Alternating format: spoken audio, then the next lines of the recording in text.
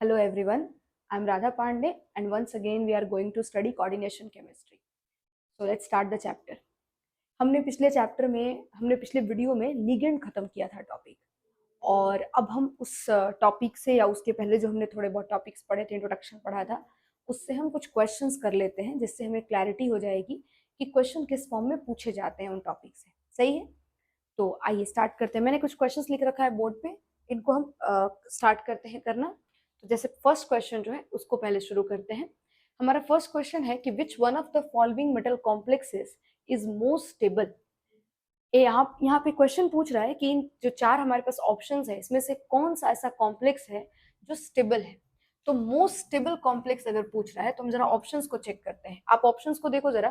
मैंने आपको समझा रखा था कि अगर इस तरह के ब्रैकेट में अगर कोई चीज आपको दिया हुआ है तो वहां पर मेटल को छोड़ के जो कुछ भी है वो सब लिगेंड है।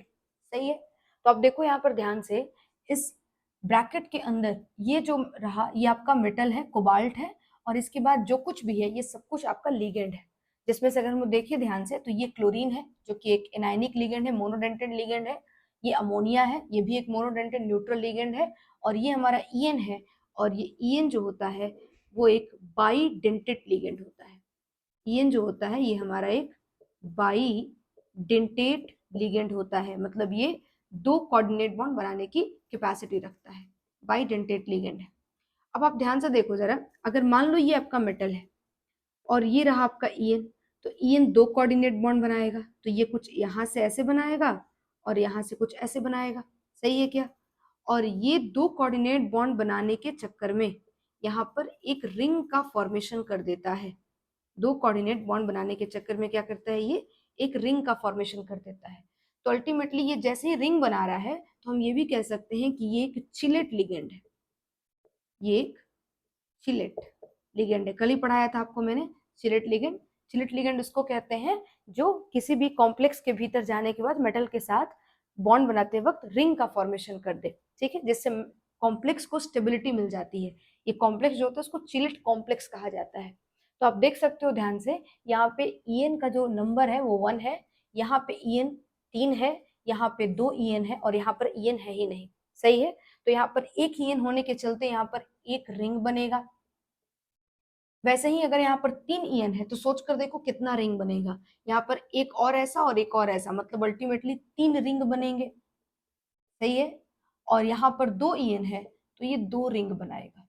जबकि नीचे वाला जो कॉम्प्लेक्स है ये कोई भी रिंग का फॉर्मेशन नहीं करेगा। मैंने आपको कह रखा था कि जितने ज्यादा नंबर ऑफ रिंग्स होती हैं मेटल कॉम्प्लेक्स उतना ज्यादा स्टेबल होते चला जाता है। मतलब जितने चिलेट लिगेंड्स होती हैं उतना ज्यादा मेटल स्टेबल कॉम्प्लेक्स स्टेबल होता है। तो अल्टीमेटली यहाँ पर जो नंबर ऑफ चिलेट लिगेंड्स है वो यहाँ पर ज्यादा है, तो ये जो आपका कॉम्प्लेक्स है ये भी ज्यादा स्टेबल होगा। तो हमारा आंसर बी ऑप्शन हो जाएगा। सही है, सेकेंड क्वेश्चन में आते हैं।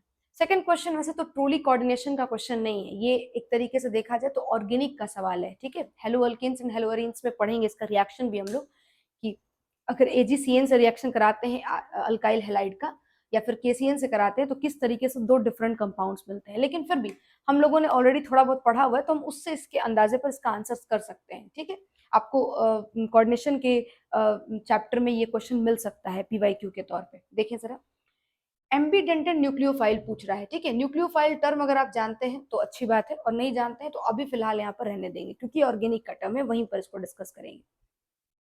एम्बीडेंटेड का मतलब बता रखा है मैंने आपको। एम्बीडेंटेड का मतलब होता है, ये एक बहुत क्लैरिटी होना चाहिए कि बाइडेंटेंट और एम्बीडेंटेंट में डिफरेंस होता है। बाइडेंटेंट का मतलब होता है एक ऐसा लिगेंड जिसके अंदर दो एटम ऐसे हैं जो कोऑर्डिनेट बॉन्ड बनाएंगे और एक साथ बनाएंगे।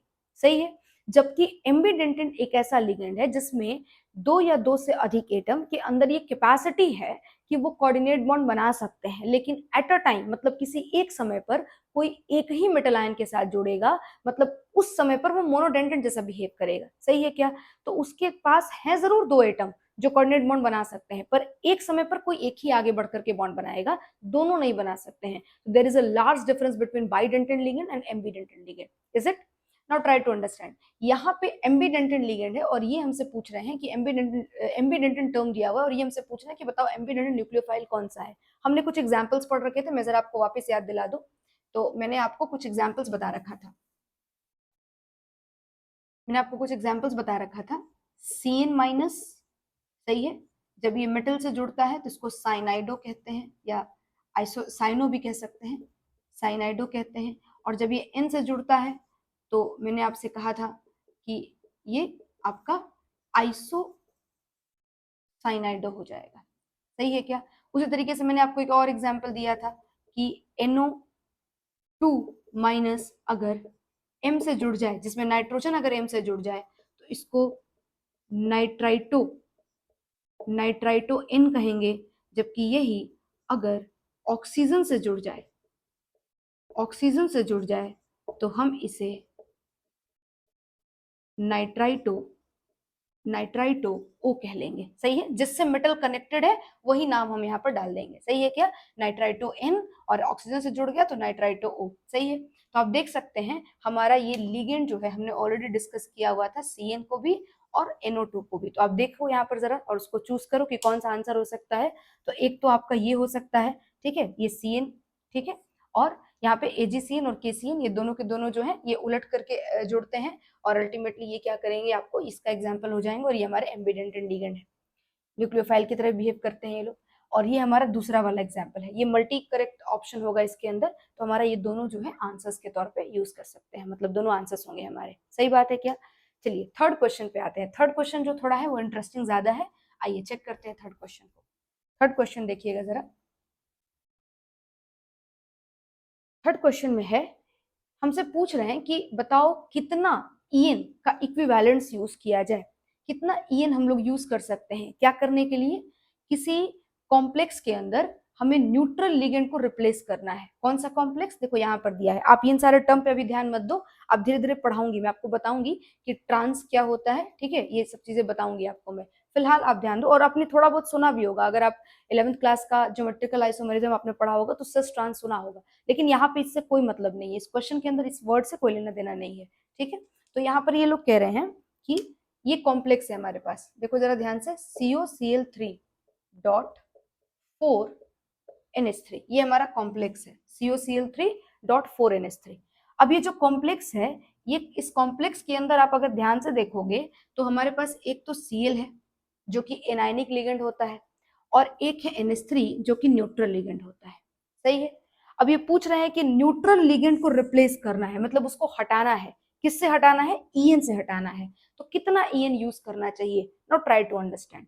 मुझे कितने न्यूट्रल लिगेंड्स रिप्लेस करने हैं, 4, मतलब 4 कोऑर्डिनेट बॉन्ड, एक अमोनिया एक कोऑर्डिनेट बॉन्ड बना रहा होगा, तो 4 अमोनिया 4 कोऑर्डिनेट बॉन्ड बना रहे होंगे। अब जरा सोचकर देखो, ईएन जो है वो कितने कोऑर्डिनेट बॉन्ड बनाता है मेटल के साथ, 2। मुझे यहाँ पर 4 कोऑर्डिनेट बॉन्ड बनाने के लिए कितने ईएन लेने चाहिए, 2 ईएन लेने चाहिए। तो इसका आंसर हो जाएगा 2, सही है क्या। ओके, नेक्स्ट क्वेश्चन में आते हैं। अगला क्वेश्चन जो है वो और भी अच्छा सवाल है, ठीक है, देखते हैं जरा सा। नेक्स्ट क्वेश्चन में है, यहाँ पे 2 स्टेटमेंट्स दिए हुए हैं। पहला स्टेटमेंट है कि identification of nickel +2 is carried out by dimethyl glyoxime in the presence of NH4OH। आप जरा से इस बात को देखो जरा कैसे करेंगे। ये क्वेश्चन जो स्टेटमेंट है पहले वो समझा देती हूँ। ये कह रहे हैं कि निकल +2 की प्रेजेंस को देखने के लिए हम लोग क्या करते हैं, डाइमिथाइल ग्लाइऑक्साइन से उसका रिएक्शन कराते हैं NH4OH की प्रेजेंस में। तो ये बिल्कुल सही चीज इन्होंने बता रखा है। ये जो स्टेटमेंट है मैं आपको रिएक्शन के फॉर्म में लिख के दिखाती हूँ, ये बिल्कुल सही स्टेटमेंट है, देखना जरा। डाइमिथाइल ग्लाइऑक्साइन की अगर मैं बात करूं तो ये स्ट्रक्चर कैसा हुआ करता था, हमने पढ़ रखा था कल ही, मैंने आपको बताया था।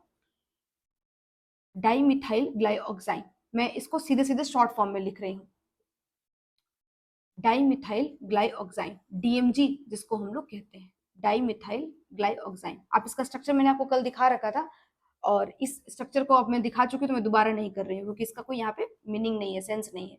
DMG का रिएक्शन कराना है हमें निकल +2 के साथ, सही है, किसकी प्रेजेंस में, NH4OH की प्रेजेंस में।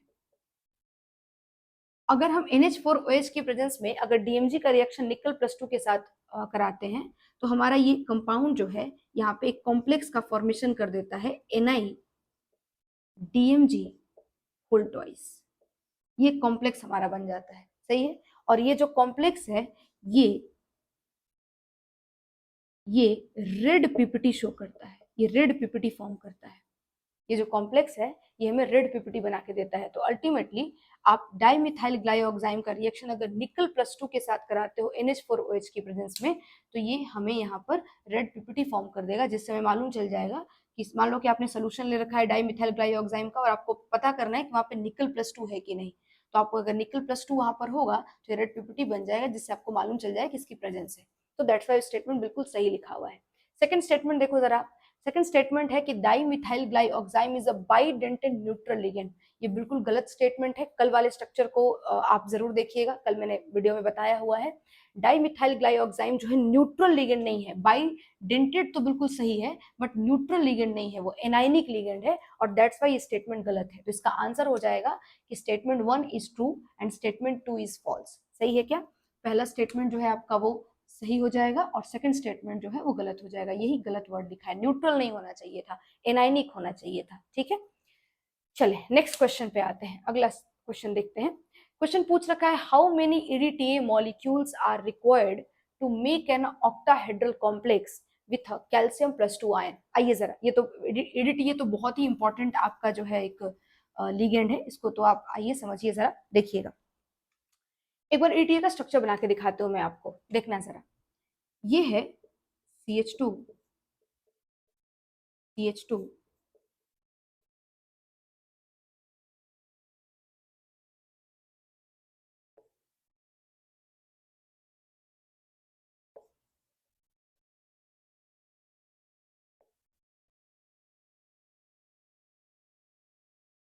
अगर आपको इसका नाम याद हो तो मैंने आपको नाम बता रखा था।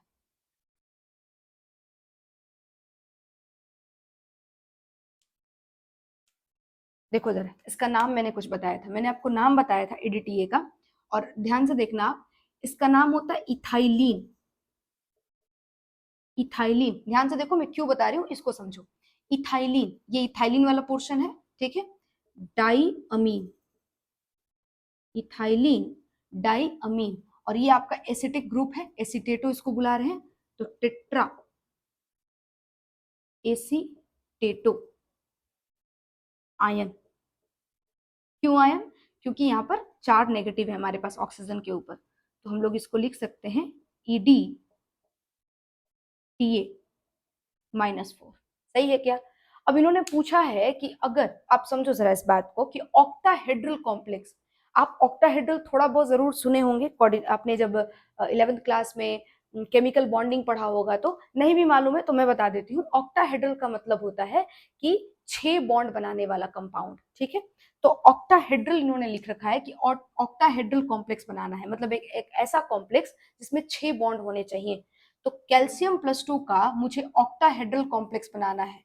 अब ऑक्टाहेड्रल कॉम्प्लेक्स बनाने के लिए कितने EDTA रिक्वायर्ड होंगे?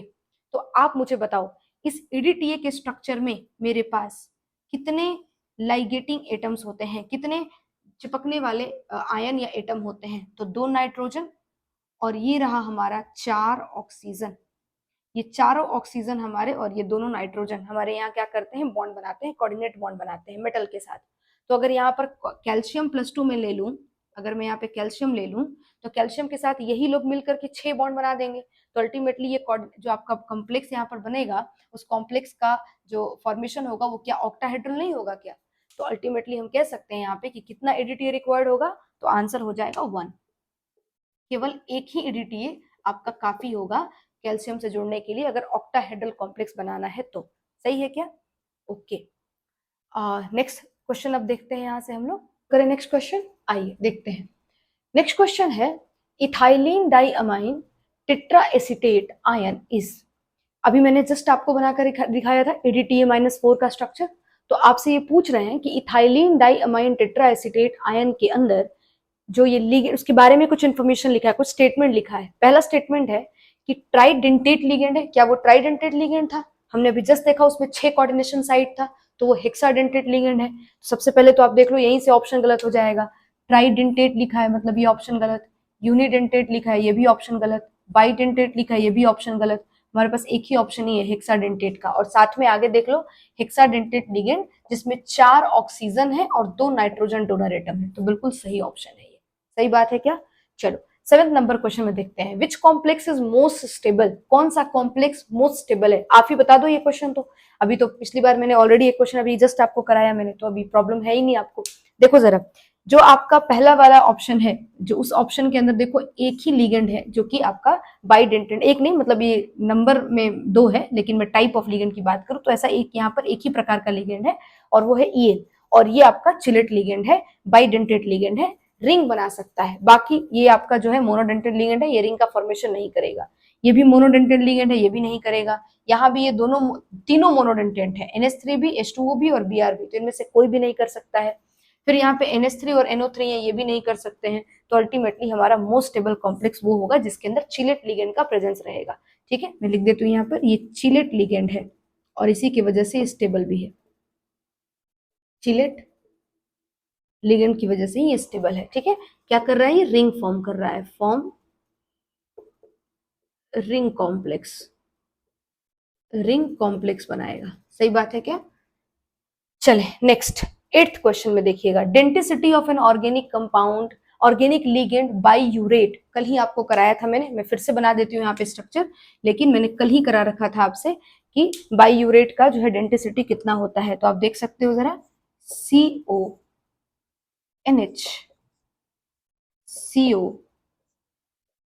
NH2 NH2 और यहां से आपका ये जो है मेटल के साथ कोऑर्डिनेट बॉन्ड बनाते हुए नजर आएंगी। ठीक है, मेटल के साथ 2 कोऑर्डिनेट बॉन्ड बनाते हुए नजर आएंगी, तो आंसर हो जाएगा इसका 2। ठीक है, चले नेक्स्ट क्वेश्चन देखिए, ये भी कल कराया था मैंने। द फॉलोइंग लिगेंड इज, पहचानना ये लिगेंड कौन सा लिगेंड है, कितना मतलब इसका डेंसिटी होगा।